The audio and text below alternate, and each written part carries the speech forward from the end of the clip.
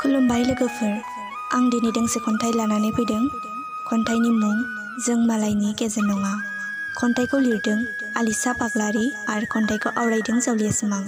फैदो बिदिब्ला बिथांनि खन्थाइखौ खोनासंलांदिनि। जों मालायनि गेजेर नङा। जों मालायनि गेजेर नङा, जोंबो जुजिलांगोन सुथुरफोरजों। बर' बिमानि मोदैखौ हुगारनो जोंबो जानजि खाफ्रागोन। थांखि दं बिग्रायनाय लाबोनो, बर' बिमानि रावखौ मुलुगाव फोजोंनो। लाबोगोन जों देरहानाय सोलोंथाइनि गेजेरजों।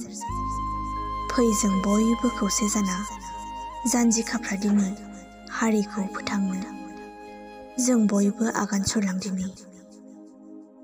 गुबै समा फैबाय बर' फिसाफोर, सिनायदो गावनि जिउनि ओंथिखौ।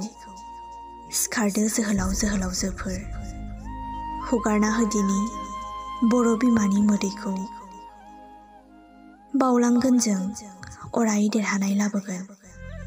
सुबुं महरै जोंनाय बे दान्दिसे जिउखौ जों हारिनि थाखाय जै खालामगोन। सिबिलांगोन जों अराय बिमा रावखौ।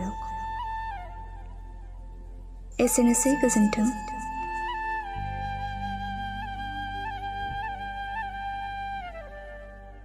भिडिअखौ मोजां मोनदोंब्ला लाइक, शेयार आरो कमेन्ट खालामदो। लोगोसे जोंनि जावलिया सिमां इउटुब चेनेलखौ साबस्क्राइब खालामदो आरो फेसबुकआव नायदोंब्ला जोंनि जावलिया सिमां फेसबुक पेजखौ लाइक, फल' खालामदो। एसेनोसै, गोजोन्थों।